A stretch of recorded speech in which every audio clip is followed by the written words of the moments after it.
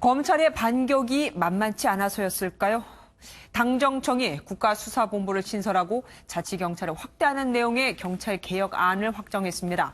검찰의 힘을 빼는 대신 경찰 권한을 쪼개놓고 견제 장치도 마련했다고 설명했습니다. 첫 소식 박유영 기자가 보도합니다.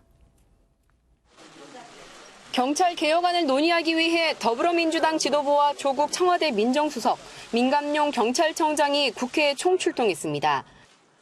당정청은 먼저 문무일 검찰총장이 검경 수사권 조정에 반대 입장을 내비친 것에 대해 강도 높게 비판했습니다. 과도하게 집중된 검찰의 권한을 분산하는 것에서부터 시작할 수밖에 없습니다. 이에 대한 검찰청장과 일부 검찰의 반응은 지극히 유감스럽습니다. 경찰 개혁안의 핵심은 범죄 수사만 전담하는 국가수사본부를 새로 만들어 경찰청장이나 서장이 수사에 개입할 수 없게 하는 겁니다. 수사부서장이 사건에 대한 지휘 감독권을 행사하게 되며 경찰청장이나 지방청장, 경찰서장 등 관서장은 원칙적으로 구체적인 수사 지휘를 할 수 없습니다. 경찰 조직을 수사와 행정, 정보경찰로 나눠서 범죄는 국가수사본부가, 교통과 생활안전 등 주민 밀착형 행정사무는 자치경찰이, 정보와 외사 등은 국가경찰이 담당하는 식입니다. 경찰 권력을 독점한다는 비판을 받고 있는 경찰대의 경우 신입생 선발을 현재 100명에서 50명으로 줄이고 편입학도 도입하기로 했습니다. 당정청은 경찰의 권한이 비대해진다는 검찰의 반발을 의식해 국가인권위 등 각종 견제 장치를 마련했다고 설명했습니다. MBN 뉴스 박영입니다. 새로 출범하는 국가수사본부는 한국형 FBI라고 보시면 될 듯합니다. 경찰청 산하 특수수사과나 지능범죄수사과처럼 굵직한 수사를 담당하던 부서들은 앞으로 이 국가수사본부의 지휘를 받게 됩니다. 전국 12만 명의 경찰 중 수사경찰관이 2만 8천 명이라는 걸 감안하면 거대한 수사 권력기구가 만들어지는 셈이죠. 수사 대상은 200여 가지 연방 범죄만 수사하는 미국 FBI와 달리 기존 사건은 물론 안보 수사까지 사실상 모든 수사를 다 관장하게 됩니다. 막강한 권한을 가지는 국가수사본부의 수상은 개방직 차관급 본부장이 될 가능성이 큰데 경찰청장의 지휘를 받지 않도록 독립성을 강화하기로 했습니다. 오늘 회의에서 조국 청와대 민정수석은 구속된 강신명 전 경찰청장을 예로 들면서 정부와 경찰의 정치 개입을 법으로 막겠다고 했습니다. 하지만 검찰은 실효성이 없다고 주장합니다. 계속 경찰이 정보는 모을 거라 이거죠. 조성진 기자입니다. 조국 청와대 민정수석은 경찰 개혁안과 관련해 정부 경찰의 정치 개입을 막는 데 초점을 맞췄다고 설명했습니다. 과거 정부와 같은 정보경찰의 불법 행위가 항구적으로 발생하지 않도록 법률 개정이 반드시 필요하다고 생각합니다. 박근혜 정부 당시 총선 보고서를 작성했다가 구속된 강신명 전 경찰청장의 사건을 염두에 둔 것으로 풀이됩니다. 조 수석은 정보경찰을 분리해야 한다는 검찰의 요구를 받아들여 정보경찰의 활동 범위를 공공안녕을 위한 정보 수집으로 제한하고 정치에 개입하면 형사처벌하도록 했습니다. 문재인 정부는 정보경찰을 과거와 같이 활용하지도 않을 것이며 정치에 개입하지도 않을 것이며 민간인을 사찰할 일은 있을 수도 없을 것입니다. 하지만 검찰 측 반응은 싸늘합니다. 검찰 관계자는 현재 경찰도 치안 정보나 동향 정보를 정치 정보라고 규정하지 않는다면서 수집 금지를 하는 게 무슨 실효성이 있느냐고 반문했습니다. 개혁 대상인 정보경찰들은 불안감에 떨고 있습니다.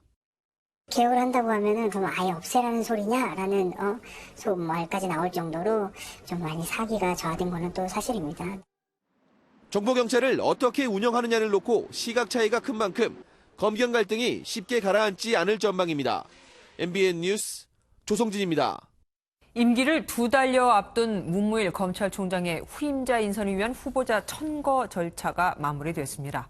모두 9명의 후보가 추천됐는데 윤석열 중앙지검장의 이름도 올라서 5기수를 뛰어넘는 깜짝 발탁 인사 가능성도 배제할 수는 없습니다. 정태훈 기자입니다.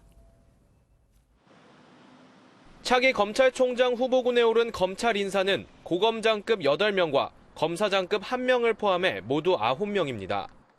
연수원 19기 가운데는 봉욱 대검찰청 차장, 황철규 부산고검장, 조은석 법무연수원장이 이름을 올렸습니다. 이어 20기에서는 김호수 법무부 차관, 박정식 서울고검장 등 4명이, 21기에서는 박균택 광주고검장이 추천을 받았습니다. 검사장급에서는 23기인 윤석열 서울중앙지검장이 후보군에 이름을 올렸습니다. 당초 연수원 19, 20, 21기가 차기 총장으로 유력하다는 관측이 나왔지만 윤 지검장이 적폐청산 수사 책임자이자 검찰개혁 적임자라는 이유로 기수를 뛰어넘는 깜짝 발탁이 될 가능성도 있습니다. 현재 문무일 검찰총장이 18기이기 때문에 윤 지검장이 차기 총장이 되면 5기수를 건너뛰게 됩니다. 검찰총장 후보 추천위는 이르면 다음 달 중순 회의를 열어 천거된 후보자들 가운데 3명 이상을 법무부 장관에게 추천하고 장관은 이 중 1명을 대통령에게 제청할 예정입니다. 당초 검찰개혁을 위해서 검찰 외부 인사 기용 가능성도 거론됐지만 이번 후보군에는 외부 인사는 없는 것으로 전해졌습니다. MBN 뉴스 정태용입니다. 검찰 과거사위원회가 13개월간 진행한 고 장자연 사건 조사는 하지만 핵심 쟁점인 성범죄 의혹과 수사 외압에 대한 별도의 수사 권고 없이 끝나버렸습니다. 당시 소속사 대표의 위증 혐의에 대해서만 유일하게 수사를 권고했습니다. 먼저 손기준 기자가 보도합니다. 80여 명이 넘는 참고인을 조사한 과거사 진상조사단은 12가지 의혹이 담긴 최종 보고서를 검찰 과거사위원회에 제출했습니다.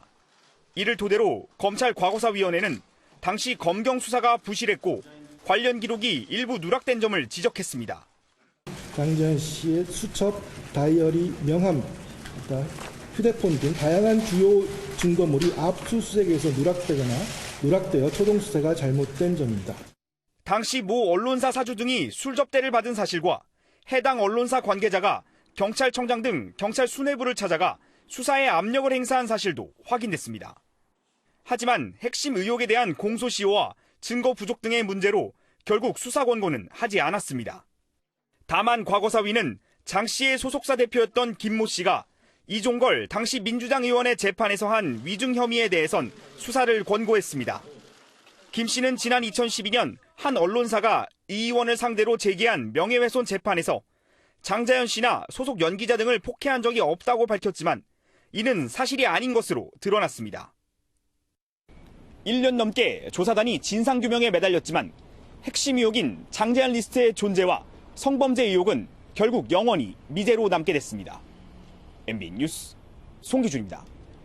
법무부 검찰 과거사위가 고 장자연 씨를 둘러싼 성범죄 의혹에 대해서는 수사를 권고하지 않은 이유가 뭘까요? 관련자 증언이 엇갈리거나 물증이 없었다고 합니다. 이어서 김순철 기자가 보도합니다. 과거사위원회는 조사의 핵심인 고 장자연 씨에게 성접대를 요구했다는 남성들의 리스트 존재 여부에 대해서는 밝히지 못했습니다. 실물을 확인할 수 없고 문건을 직접 봤다는 진술이 엇갈려 작성경이나 목적, 누구의 이름이 적혔는지 밝히기 어렵다고 본 겁니다. 특히 핵심 증인인 장 씨의 동료 윤지호 씨가 윤 씨의 자서전 출간을 도운 작가 김수민 씨와 진술 신빙성 논란에 휘말린 것도 주된 이유였습니다. 윤 씨를 제외하고는 그 누구도 이름만 적힌 리스트는 없다고 주장했고 장 씨가 약에 취한 것처럼 인사불성이 된 걸 봤다는 윤지호 씨의 진술이 있었지만 관련 장소와 날짜 등 혐의를 확인하기도 어렵다고 판단했습니다. 여러 가지 정황에 대해서 더 어렵다는 다 말씀을 드린 부분이고 수사에 의해서 발생되는 질문은 다 전적으로 말씀을 드릴 겁니다. 수사를 개시하려면 시효가 남은 특수강간이나 강간치상 혐의가 있어야 하지만 이에 대해 규명에 실패하면서 결국 조사는 용두사미로 끝나고 말았습니다. MBN 뉴스 김순철입니다. 새벽에 경북 구미의 전자부품 공장에서 화재가 발생했습니다. 불길이 주변 공장으로 번지면서 공장 6개 동이 불탔고 무려 137억 원의 피해를 입었습니다. 김우영 기자입니다. 시커먼 연기가 하늘을 뒤덮었습니다. 열화상 카메라 화면입니다.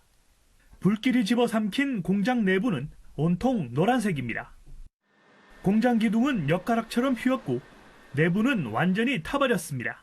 연기가 너무 많이 나가지고 저희 눈 앞에 뜰 수도 없었습니다. 이게 처음에는 너무 많이 놀래가지고. 불은 오늘 오전 3시 36분쯤 시작됐습니다. 소방당국은 소방차 57대와 인력 300명을 투입했지만 바람 탓에 4시간 40분 만에야 불길을 잡았습니다. 돌풍이 갑자기 발생하여 옆으로 연소가 확대되었습니다. 이 공장으로 다닥다닥 붙어 있어가지고 강한 불길에 샌드위치 판넬로 된 공장 지붕이 모두 무너져 내렸는데요. 불이 옮겨 붙으면서 이렇게 피해를 입은 공장만 모두 6개 동에 달합니다. 다행히 인명피해는 없었지만 공장 설비 등이 타면서 소방서 추산 137억 원의 피해가 발생했습니다. 경찰과 소방당국은 공장 관계자 등을 상대로 화재 원인을 조사하고 있습니다. MBN 뉴스 심우영입니다. 불이 나는 공장과 주변 공장에는 염산과 불산 등 유독물질이 100톤 넘게 쌓여 있었습니다. 여기 불이 붙으면 공기가 오염돼 인체에 큰 해를 끼칠 뻔했는데 소방당국의 신속한 방어 덕에 피해를 막을 수 있었습니다. 이어서 우종환 기자가 보도합니다. 하늘에서 본 화재 현장입니다. 불이 난 공장은 잿더미가 된 반면 바로 옆에 있는 공장들은 큰 피해가 없어 보입니다. 화재 당시 옆에 있던 한 공장은 불산 100톤과 질산 40톤 등 유독물질을 보관하고 있었습니다. 만약 불이 올마붙었더라면 유독물질이 공기 중에 대량 누출될 뻔한 위급 상황이었습니다.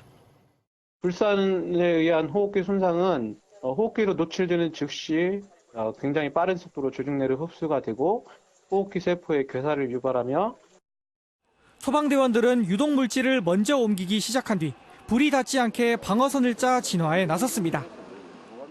화재 현장 바로 옆 같은 블록 내에 있었는데 저희가 방어를 최대한 하여서 유해 화학 물질로 피해가 확대되지는 않았습니다. 불이 난 공장 안에도 염산 100리터가 저장돼 있었지만 신속하게 옮겨 누출을 막았습니다. 소방당국은 불이 꺼진 뒤 현장을 확인해 본 결과 유독물질이 검출되지 않았다고 밝혔습니다. MBN 뉴스 우종환입니다. 주택가에 난데없이 들깨떼가 출몰하고 있습니다. 밤이면 밤마다 어디선가 나타나서는 닭과 공작새, 심지어 고양이까지 먹어치우는데 이러다 사람도 공격하는 건 아닌지 주민들이 불안에 떨고 있습니다.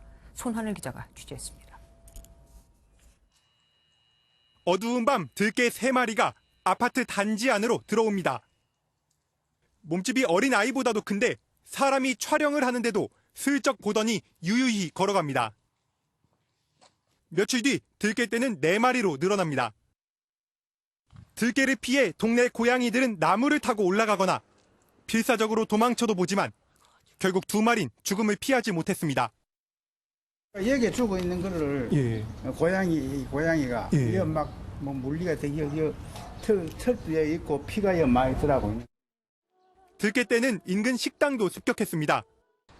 산에서 내려온 들깨들은 이런 철망을 뚫고 안에 있던 닭과 공작 등 30마리를 물어 죽였습니다. 손님으로 북적이던 저녁 지각이었지만 예외는 없었습니다. 양쪽 우리에 개가 들어있더라고요. 개가 막 죽이고 있어요. 제가 봤을 때는 이미 넣어서 다 죽이고. 들깨가 된 유기견들이 주택가 바로 옆 사패산에 머물면서 밤만 되면 마을로 내려와 다른 동물들을 공격하는 겁니다. 소방서와 동물구조관리협회에서 여러 차례 포획을 시도했지만 허사였습니다. 도심지다 보니까 총 같은 걸 쓰기가 조심스럽고 경계가 심해가지고 접근하기조차도 어려워요. 상황이 이렇다 보니 동물이나 아이를 키우는 주민들은 불안하기만 합니다.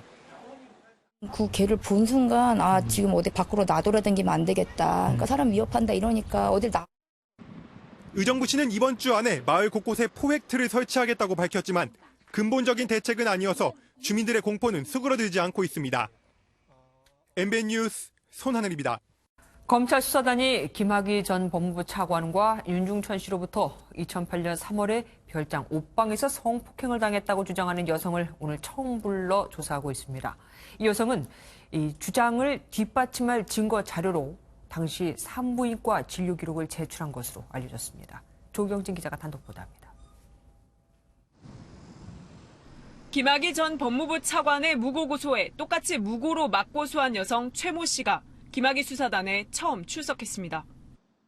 최 씨는 지난 2008년 3월 강원도 원주 윤중천 씨의 별장 옷방에서 윤 씨와 김 전 차관으로부터 성폭행을 당했다고 주장하고 있습니다.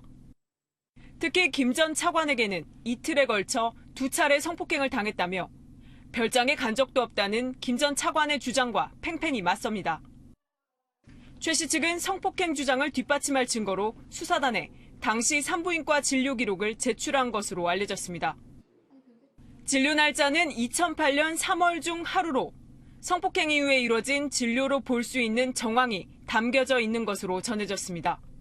오늘 가지고 가는 증거들이 사실 2013년도에 제대로 수사가 되어졌더라면 충분히 확인될 수 있는 것인데 그렇게 하지 못해서 무혐의가 됐고 김 전 차관의 신병 확보로 성범죄 수사에도 탄력이 붙으면서 최 씨가 주장하는 공소시효가 남은 2008년 3월 특수강간 혐의 조사에도 관심이 쏠립니다. 이런 가운데 검찰은 강간치상과 무고 혐의를 추가해 건설업자 윤중천 씨에 대해 구속영장을 재청구했습니다. 윤 씨에게 적용된 강간치상과 무고 혐의는 각각 다른 피해 여성 이모 씨, 권모 씨와 관련된 내용인 것으로 전해졌습니다. MBN 뉴스 조경진입니다. 삼성 바이오로직스의 4조 5천억 원대 분식회계 의혹을 수사 중인 검찰이 삼성그룹 인사 실권자가 증거인멸 지시를 내린 정황을 포착했습니다. 삼성그룹 미래전략실의 후신인 사업지원 TF의 2인자이자 그룹 요직의 인사권을 쥐고 있는 임원입니다. 이혁근 기자가 단독 보도합니다. 검찰은 삼성바이오로직스 공장 바닥과 그 자회사인 삼성바이오에피스 직원 집에서 숨겨진 분식회계 자료들을 찾았습니다. 그리고 얼마 전 삼성전자 사업지원 TF 박모 부사장을 불러 조사했습니다. 검찰은 그룹 요직의 인사권을 쥐고 있는 박 부사장이 삼성바이오로직스 분식회계 자료를 숨기는데 관여한 것으로 보고 있습니다. 박 부사장은 삼성그룹 미래전략실 시절 인사지원팀 임원으로 근무했는데 당시 직속 상관은 인사지원팀장을 맡은 정현호 사장이었습니다. 국정농단 여파로 미전실이 사라진 뒤 그 기능을 거의 그대로 물려받은 사업지원 TF의 수장은 다시 정 사장이 맡았고 박 부사장은 TF 내 2인자입니다. 검찰은 증거를 숨기라는 지시를 받은 직원들이 인사불이익을 두려워해 박 부사장의 지시를 쉽게 거절하지 못한 정황도 포착했습니다. 앞서 증거인멸 혐의로 구속된 사업지원 TF 상무는 구속된 뒤 윗선의 지시가 있었다는 취지로 진술을 바꾼 것으로 전해졌습니다. 검찰 관계자는 거의 비슷한 시기 삼성바이오로직스와 삼성바이오에피스의 증거인멸이 이뤄졌다며 두 회사의 사업지원 TF가 증거인멸 지시를 내린 것으로 의심된다고 밝혔습니다. 사업지원 TF 2인자가 증거인멸을 지시한 정황이 드러나면서 그와 미전실부터 함께한 상관 정현호 사장에 대한 조사가 불가피하다는 지적이 나옵니다. MBN 뉴스 이혁근입니다. 사업장 등록을 하지 않고 불법으로 영업을 하고 있는 무등록 중장비 정비 업체가 많습니다. 심지어 적발이 돼 벌금을 물고도 그대로 영업을 하는 곳까지 있습니다. 단속 권한이 있는 지자체가 사실상 손을 놓고 있거든요. 어떻게 매일 지키고 서 있느냐면서요. 강대엽 기자가 현장 취재했습니다. 굴착기 등 중장비가 가득한 야외에서 한 남성이 용접을 하고 부품을 이리저리 살피며 망치질도 합니다. 사업장으로 정식 등록하지 않은 불법 중장비 정비업체입니다. 이쪽에서 등록을 하시고 하시는 거예요? 그건 잘 모르겠어요. 얼마 전 이곳은 제보자의 신고로 적발돼 법원에서 300만 원의 벌금을 부과받았지만 영업을 계속하고 있습니다. 적발돼도 벌금 부과나 시정명령만 있을 뿐 영업 정지 같은 강력한 처벌 조항이 없다는 것을 악용한 겁니다. 사정이 이렇다 보니 단속을 해야 할 지자체는 사실상 손을 놓고 있습니다.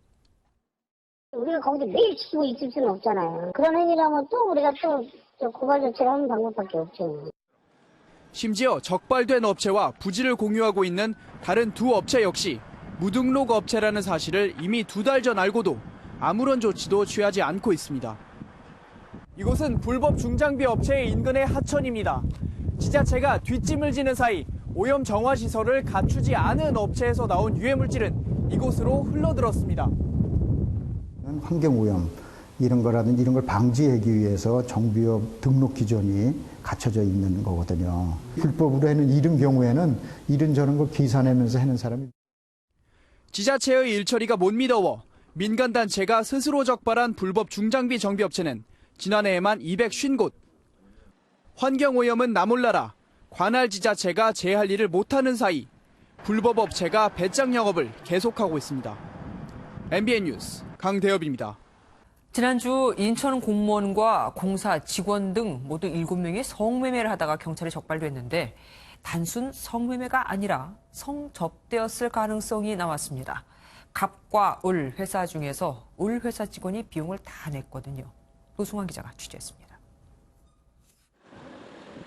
인천 미추홀구청 직원 4명, 인천도시공사 직원 3명은 지난 10일 집단 성매매를 하다 경찰에 적발됐습니다.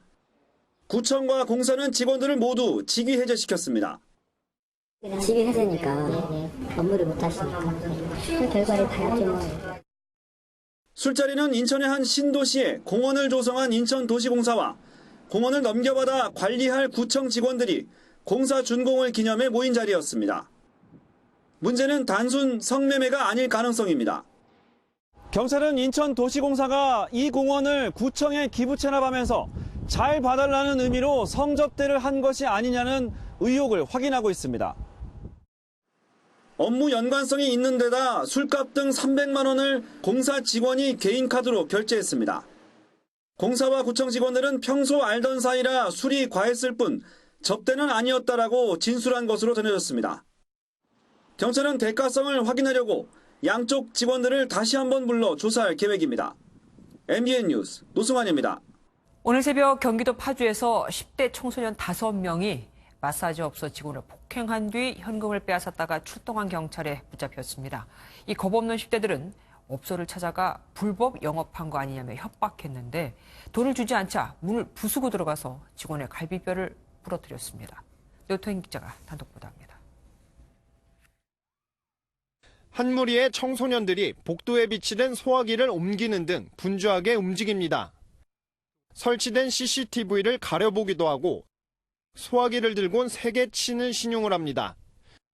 심야 시간에 영업하는 마사지 업소의 문을 부수기 위해 준비하는 모습입니다.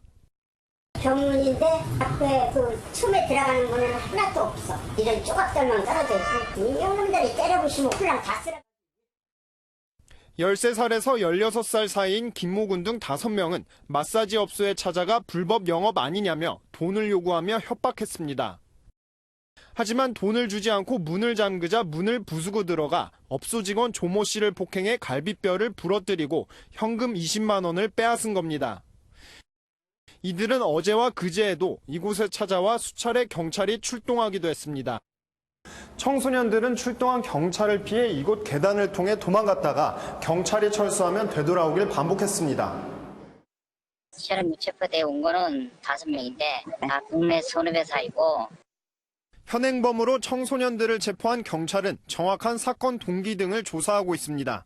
MBN 뉴스 노태현입니다. 충북 음성군이 경기도 이천시와 가까운 곳에 분뇨 처리시설 건립을 추진하면서 이천시와 갈등을 빚고 있습니다. 음성군 입장에서는 사람이 별로 살지 않는 곳에 시설을 짓는 거지만 이천시 입장에서는 주민이 많이 살고 있는 곳과 가깝거든요. 이재호 기자가 취재했습니다. 가축 분뇨와 음식물 쓰레기 처리 시설이 들어설 충북 음성군 감곡면 일대입니다. 축구장 2개 반 크기로 하루 최대 95톤을 처리할 수 있습니다. 악취가 발생하는 시설이다 보니 음성군은 관내 주민들에게 인센티브를 주기로 하고 동의를 얻었습니다. 하지만 음성군과 바로 경계에 있는 이곳 이천시 율면 총곡리 마을은 시설이 더 가깝게 들어서는데도 사전 논의조차 이뤄지지 않았습니다. 행정구역상 충북 음성이지만 실제 거주자들로 보면 이천시 율면 총곡리 마을과 더 가깝습니다. 이렇게 공기 좋고 너무 좋다 해서 여기서 평생 살아가려고 이렇게 하는데 그런 게 들어오면은 냄새 나고 또. 음성군은 이천 주민들의 동의를 구할 필요는 없지만 갈등을 조정해 보겠다는 입장입니다. 전문가 분들의 어떤 그 합리적 조정안이 나오면 그거는 저희가 좀 최대한 적극 검토해서 분쟁을 해결해 보려고 지금 저희는 준비하고 있습니다. 국민권익위원회에서 제시하는 조정안이 나오기까지는 석 달 이상이 걸릴 것으로 보여 당분간 양쪽 주민들의 갈등은 계속될 것으로 보입니다. MBN 뉴스 이조입니다. 나경원 한국당 원내대표의 발언을 갖고는 계속 비난하는 진보 여성단체들이 아내를 폭행해 숨지게 한 유승현 전 김포시의회 의장에 대해서는 입을 다물고 있다. 그가 더불어민주당 출신이기 때문이 아니냐. 하태경 바른미래당 의원이 비난하고 나섰습니다. 자유한국당 여성 의원들도 더불어민주당의 석고 대죄를 촉구했습니다. 권영범 기자입니다. 하태경 바른미래당 의원은 유승현 전 김포시 의회 의장의 아내 폭행 사망 사건을 두고 진보 여성단체들을 정조준했습니다. 하 의원은 SNS를 통해 미투 사건이나 버닝썬 사건보다 죄질이 훨씬 심각한데 입을 무겁게 닫고 있다고 지적했습니다. 가해자가 민주당 소속이기 때문에 특정 이념에 치우쳐서 활동하는 단체들은 저는 국민 세금 받을 자격이 없다고 생각이 되고요. 자유한국당 여성 의원들도 천인공노할 범죄라며 밖에서는 평화주의자, 집에서는 가정폭력범이라고 유 전 의장을 맹비난했습니다. 또 부실한 공천 인사검증으로 비극적 사건을 초래했다며 더불어민주당의 대국민 사과를 촉구했습니다. 진심 어린 사과 없이 부랴부랴 제명 처리, 꼬리 자르기에 급급한 모습을 보며 동탄을 금할 수가 없다. 더불어민주당을 겨냥한 야당의 거센 공세에 정치권에서 유 전 의장을 둘러싼 논란은 더욱 뜨거워질 것으로 보입니다. MBN 뉴스 권영범입니다. 문재인 대통령이 경제가 어렵다며 국회를 빨리 열어 추가 경정 예산을 심의해달라고 요청했습니다. 자유한국당은 국회 안에서는 패스트트랙에 당하고 밖에서는 5.18 기념식 날 대통령에게 당했는데 여당과 대화에 나설 이유가 없다며 반발하고 있습니다. 황재원 기자입니다. 문재인 대통령은 바이오 헬스 같은 미래 산업이 발전하려면 정부 재정 투자가 필수적이라며 국회 협조를 당부했습니다. 심의가 이루어지지 않고 있어서 매우 안타깝습니다. 국회 파행이 장기화되면서 정부의 시정연설 기회조차 주어지지 않고 있습니다. 추경안 처리를 요청한 것은 한 달 새 벌써 6번째인데 추경 규모가 IMF의 권고안보다 작다고 설득했습니다. 이해찬 더불어민주당 대표 역시 신속한 처리가 필요하다고 강조했습니다. 추경안은 때가 있습니다. 늦어질수록 효과가 반감되고 선제적 경기 대응에 차질을 빚게 될 것입니다. 하지만 자유한국당은 한 푼이라도 아낄 시점에 추경을 언급하는 건 폭정에 가깝다고 강도 높게 비판했습니다. 지금 묻지마 추경을 계속하겠다고 합니다. 묻지마 추경, 재정 고갈을 앞당기는 경제 파멸 정책입니다. 한국당은 또 추경을 한다 해도 산불 같은 재해 관련 예산만 편성돼야 한다는 입장이어서 추경안 처리를 두고 진통이 클 것으로 보입니다. MBN 뉴스 황재원입니다. 손학규 대표의 퇴진을 두고 내용이 계속되고 있는 바른미래당. 지금은 출구가 보이질 않습니다. 손 대표가 퇴진론에 정면으로 맞서 되레 측근들을 당 요직에 임명했거든요. 이메일로 통보를 받은 게 전부라는 최고위원도 있습니다. 서정표 기자입니다. 손학규 대표가 당 요직인 정책위의장과 사무총장, 수석 대변인의 각각 채입에 임재훈, 최도자 의원을 임명했습니다. 최고위원회에서 최고위원들이 반대도 많이 있고 다시 협의를 하자라고 하는 얘기도 많이 있었습니다만 바른정당계는 즉각 반발했습니다. 오신환 원내대표는 날치기 통과라며 날을 세웠고 더 이상 혼자 당을 운영하려 하지 마시고 당을 민주적으로 운영해 주실 것을. 이준석 최고위원 역시 절차상의 문제를 지적했습니다.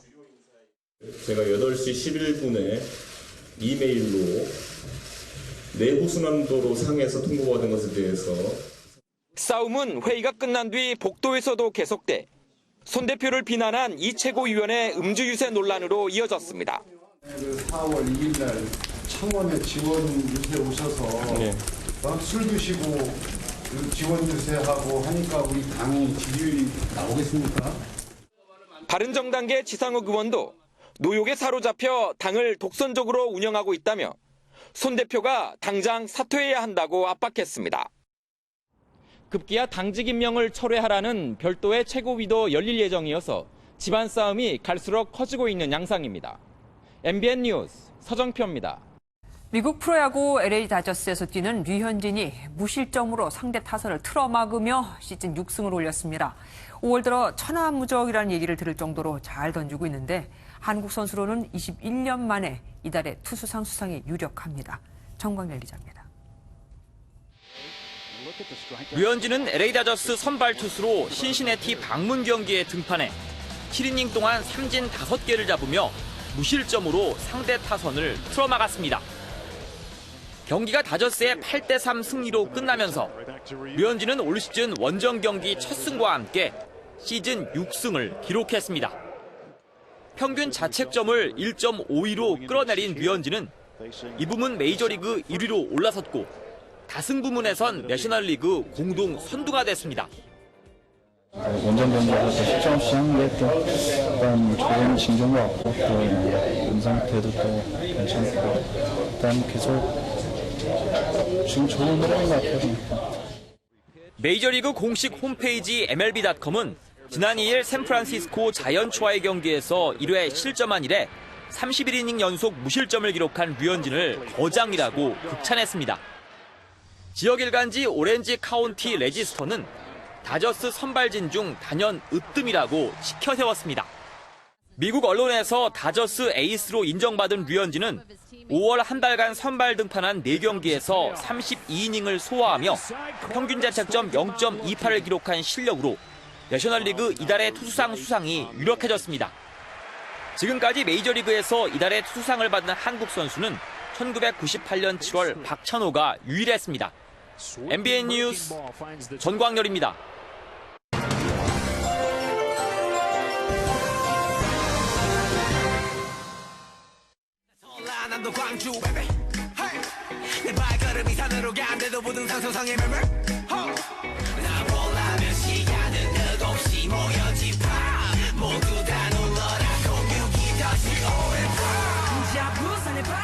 방탄소년단의 2015년 노래 마시티, 그러니까 마이시티입니다. 노래는 숫자가 등장합니다. 062는 광주 지역 번호이고 518은 80년 5월 18일 발생한 광주 민주화운동을 말하는 거죠. 하지만 이 노래는 5.18 노래가 아닙니다. 멤버들이 각자 자신들이 자라온 도시를 자랑하는 힙합곡이죠. 이 중에서 멤버 제이홉이 자신의 고향인 광주를 노래한 겁니다. 그런데 이 노래를 듣고 광주 민주화운동을 공부하는 외국인들이 늘고 있다죠. 노래를 듣다 보니 062는 뭐고 5.18은 또 뭘 뜻하는지 궁금했던 겁니다. 그러다 보니 숫자를 해석하고 그러다 보니 또 한국 역사까지 열심히 공부하기에 이른 거죠. 덕분에 광주 역사를 알려주는 글이 팬들의 SNS를 통해 빠르게 전 세계로 공유되고 아예 광주 5.18 묘역에 직접 가서 보는 팬들까지 생겼습니다. 베를린 장벽, 아우슈비츠 수용소, 그리고 DMZ. 보통 역사적인 기억이 담긴 이런 공간은 세계적인 관광지가 되지만 그에 비해서 5.18 광주 민주화운동은 다소 알려지지 못했던 측면도 있었는데 이렇게 자연스럽게 세계에 우리나라 역사를 알리다니 문화의 힘이라는 게 정말 대단합니다. 이런 BTS 현상을 보면서 우리 정치권은 뭐 느끼는 게 없을까요? 국민들은 하나 된 5.18을 원했지만 기념식이 끝나자마자 서로 내 탓 공방에 반쪽짜리, 생떼, 급기야 민정수석의 입에서는 괴물이라는 단어까지 나왔죠. 일부 정치인들은 5.18을 깎아내리기에 바빴고 기념식 후 가장 이슈가 된 건 제1야당 대표와 영부인의 악수 여부였습니다. 아직도 우리 정치에서 관용과 화합은 기대할 수 없는 걸까요?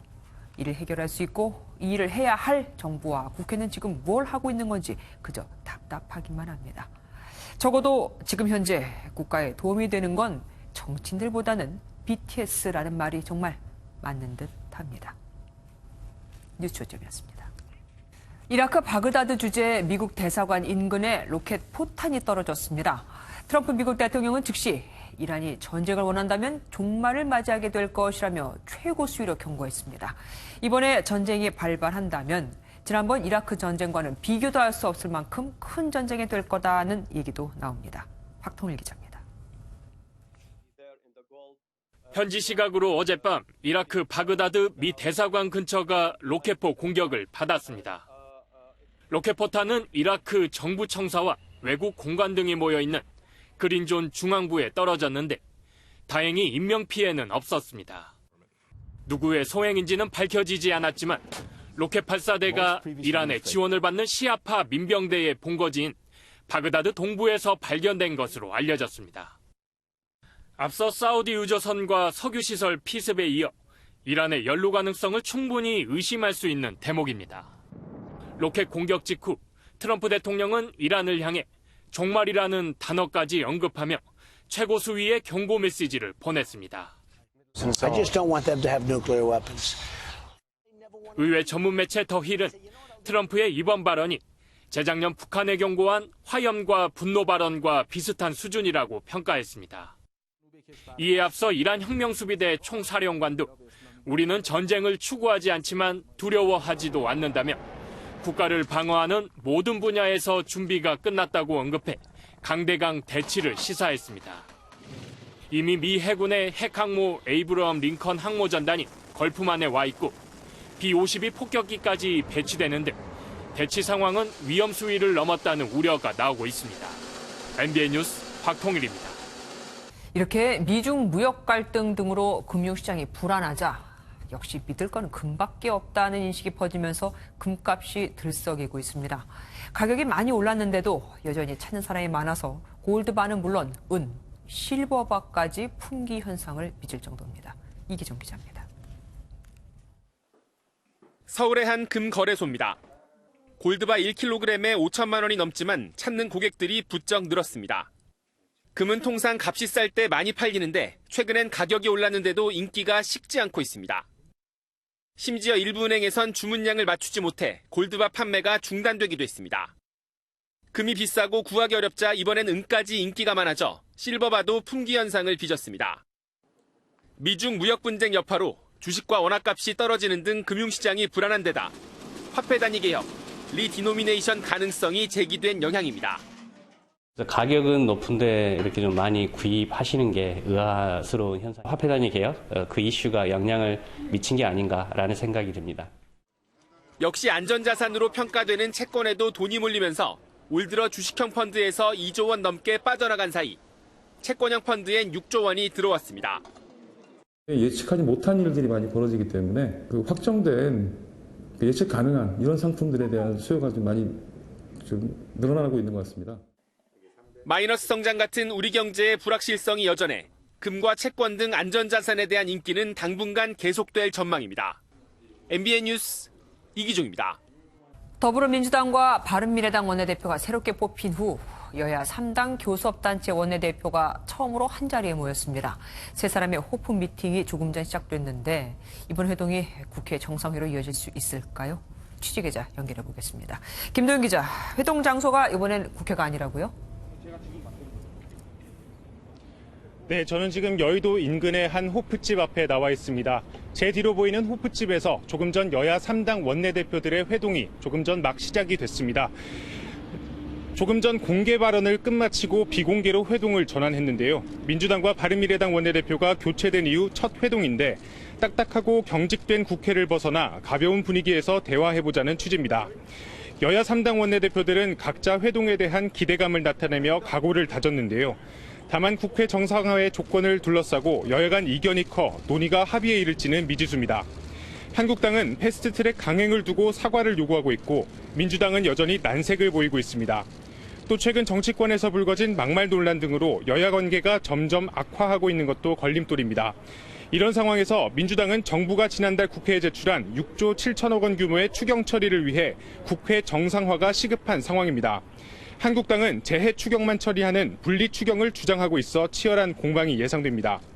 오신환 바른미래당 원내대표가 적극적인 중재 역할을 자처하고 나선 가운데 장외투쟁 중인 한국당이 국회로 돌아올 명분을 어떻게 마련해 주느냐가 국회 정상화의 관건이 될 것으로 보입니다. 지금까지 3당 원내대표 회동 현장에서 MBN 뉴스 김도형입니다. 북한 김정은 위원장이 북한 내 5곳의 핵시설 가운데 한두 곳만 폐기하려 했다는 주장이 나왔습니다. 트럼프 미국 대통령이 이란의 핵 보유 불허 의지를 강조하면서 북한의 사례를 언급했고 바로 이때 나온 말입니다. 박호근 기자입니다. 트럼프 미국 대통령은 지난 2월 북미 정상회담 당시 김정은 위원장이 북한 내 핵시설 5곳 중 한두 곳만 폐기하려 했다고 말했습니다. 트럼프 대통령은 폭스뉴스와의 인터뷰에서 당시 회담에서 김 위원장에게 합의할 준비가 돼 있지 않다고 말했다며 이렇게 밝혔습니다. 이어 나머지 3곳은 어쩔 것이냐고 물었다면서 합의를 하려면 진짜 합의를 하자고 말했다고 덧붙였습니다. 트럼프 대통령이 북한의 핵 능력에 대해 구체적인 수치를 언급한 것은 처음입니다. 앞서 지난 2월 핵 담판의 결렬 이후로 트럼프 대통령은 영변 이외에 북한 핵시설 존재를 내세우기도 했습니다. 지금까지 북한이 공식적으로 인정한 핵시설은 영변과 풍계리 2곳뿐입니다. 핵시설 5곳의 위치가 어디고 어떤 성격인지는 설명하지 않았지만 미국이 나머지 시설 폐기까지 요구한 것으로 알려져 향후 협상에 중요한 변수가 될 것이라는 전망이 나옵니다. MBN 뉴스 박호근입니다. 숫자를 보는 오늘의 뉴스입니다. 평소 무게를 잴 때 자주 사용하는 단위 킬로그램의 정의가 오늘부터 바뀝니다. 1kg의 기준이 됐던 원기둥 모양의 금속 조형물, 이른바 국제 킬로그램 원기가 지난 130년의 세월이 흐르면서 차츰 가벼워진 게 드러났거든요. 문제는 여러 나라가 이 원기를 복제해서 1kg의 기준으로 삼다 보니 1kg도 다 나라마다 조금씩 달라질 수밖에 없다는 겁니다. 그래서 국제기구가 1kg의 무게를 원기가 아니라 영원히 변하지 않는 수라고 알려진 플랑크 상수를 이용해 새로 정의했습니다. 그렇다고 이전과 큰 차이가 나는 건 아닙니다. 가느다란 머리카락 한 가닥 무게 차이 정도일 뿐인데 산업, 의료계처럼 미세한 차이가 실패와 성공을 가를 수도 있는 곳에서는 혼란을 야기할 수도 있을 만큼 고치는 게 맞다는 얘기입니다. 서울의 초대형 재건축 단지에서 1급 발암물질인 성면이 관리 감독 없이 해체되고 있다는 주장이 나왔습니다. 인근 학부모들은 단지 내 성면 조사가 부실했는데도 이를 묵인했다며 관할 당국인 고용노동부를 고발했습니다. 고정수 기자입니다. 노동청 앞에 학부모 10여 명이 모였습니다.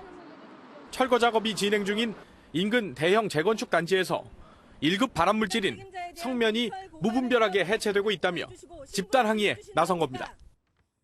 840세대 대상 성면 보고서 자체 분석 결과 최대 600여 세대의 성면 검출 가능성이 큰 거실 또는 주방 바닥이 조사에서 누락됐다고 주장했습니다. 지금은 이미 두 동이 철거되었고 오늘도 성면인지 아닌지도 모를 건축물들이 아무런 안정장치 없이 치워지고 있습니다. 학부모와 시민단체들은 정부가 조사업체의 보고서만 믿고 이를 묵인했다며 고용노동부를 직무유기 혐의로 고발했습니다.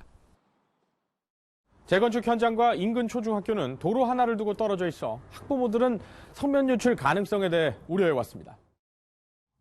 실제로 해당 단지는 성면 해체를 놓고 지난해 말부터 논란이 되었습니다. 건축물을 해체하려면 미리 성면 함유량 등을 조사해야 하는데 조사를 부실하게 했다는 게 학부모와 시민단체들의 꾸준한 주장입니다.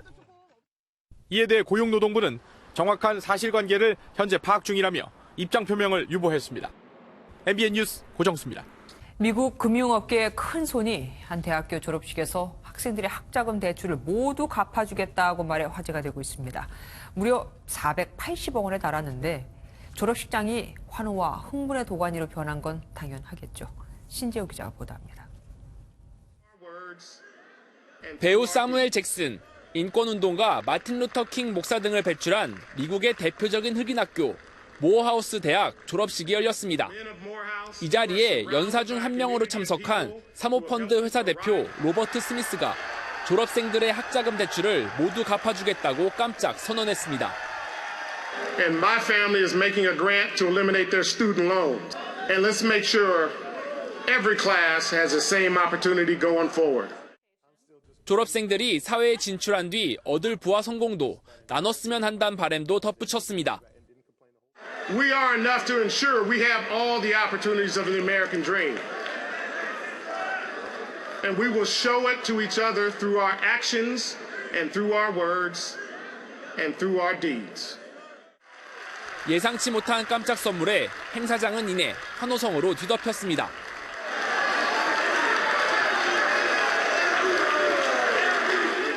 This is a joke.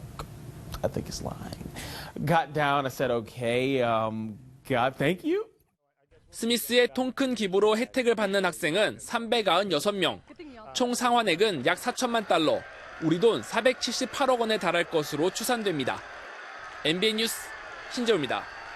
신진서 구단이 MBN과 매일경제신문, 한국기원이 공동 주최하고 GS칼텍스가 후원하는 제24기 GS 칼텍스배 프로기전 결승 1국에서 김진서 구단에게 96수 만에 100불계승을 거뒀습니다. 5판 3선승제로 열리는 GS 칼텍스배 프로기전 결승 2국은 내일도 한국기원에서 열립니다. 프랑스 월드컵에 출전하는 여자 축구 대표팀이 출정식을 갖고 2회 연속 16강을 향한 출발을 알렸습니다. 그라운드를 떠나 팬들 앞에 선 23명의 태극 전사를 강영호 기자가 만나고 왔습니다. 23명의 태극 전사가 그라운드 대신 무대 위에 섰습니다. 프랑스로 입성하기 전 전지훈련지인 스웨덴으로 떠나는 대표팀은 팬들 앞에서 선전을 약속했습니다. 프랑스, 노르웨이 등 만만치 않은 상대들을 만났지만 지소연, 조소연, 이민아 등이 모인 황금 세례는 반란을 꿈꾸고 있습니다. 욕심을 좀 내도 될 것 같고 기회가 된다면은 16강 진출하면서 더 큰 욕심은 좀 8강도. 지메시 지소연은 개막전 상대인 홈팀 프랑스 앞에서 은바페 세레머니를 하겠다고 공언했습니다. 오프닝 경기에서 상대가 프랑스이다 보니까 은바페 세레머니를 좀 해서 경기장을 더 뜨겁게 달굴 수 있도록 하겠습니다. 여자 축구에 대한 높아지는 관심에 스폰서 유치까지 대표팀의 활약은 최근 불고 있는 훈풍을 돌풍으로 바꿀 수 있습니다. 후배들한테 좋은 길을 열어주기 위해서 이번 월드컵 대회가 얼마큼 중요한지 알고 있다고 생각해요. 대표팀이 4년 전 16강을 넘어 어떤 역사를 쓸 수 있을지 다음 달 8일 열릴 킥오프에 관심이 쏠립니다. MBN 뉴스 강영호입니다. 오늘 비가 그치고 맑은 하늘이 드러나면서 상쾌한 하루였습니다. 봄바람이 강하게 불면서 서울은 오늘 한낮에 18.9도에 머무르며 더위가 주춤했는데요. 내일은 여름의 문턱에 들어선다는 절기 소만인데 기온은 낮부터 오르기 시작하겠습니다. 아침까지는 쌀쌀한 기온이 감돌겠지만 내일 서울의 한낮 기온은 23도, 모레는 25도까지 오르며 기온은 점차 더 오름세로 돌아서겠습니다. 내일도 전국에서 미세먼지 농도 보통 수준을 가리키겠습니다. 한편 강원 산지에는 강풍주의보가 내려져 있는데요. 내일 밤까지 바람이 최대 초속 18m까지 강하게 불 것으로 보여서 안전사고에 유의하셔야겠습니다. 오늘 전국이 맑은 하늘을 보이면서 중부 일부 지역에서는 시정이 30km 안팎까지 탁 트인 곳도 있었습니다. 내일 아침은 북서쪽에서 찬 공기가 유입되며 오늘 아침보다 4도에서 7도가량 낮은 기온을 가리키겠습니다. 남부 내륙에서는 내일 아침 안개 끼는 곳이 있어 주의하셔야겠는데요. 광주의 한낮 기온 24도까지 오르겠습니다. 내일 강원 남부 산지에서는 낮 한때 소나기 구름이 지나겠습니다. 이번 한 주간 맑은 날씨가 이어지겠고 주 후반에는 서울의 낮 기온이 30도까지 오르겠습니다. 날씨였습니다. 뉴스팔이 선정한 이 한 장의 사진입니다. 조정석에서 미소 짓고 있는 미국인 여성. 그런데 비행기 조종관을 잡고 있는 건 두 손이 아니라 두 발입니다. 선천성 장애를 극복하고 두 팔 없는 세계 최초의 파일럿이 된 그녀는 이뿐만이 아닙니다. 태권도 단증에다가 스쿠버 다이빙 자격증까지 갖고 있죠. 지금까지 한계를 느낀 적은 없다는 이 여성. 무한도전의 끝은 어디일지 정말 궁금해집니다. 뉴스파 여기서 마치겠습니다. 함께해 주신 여러분 고맙습니다.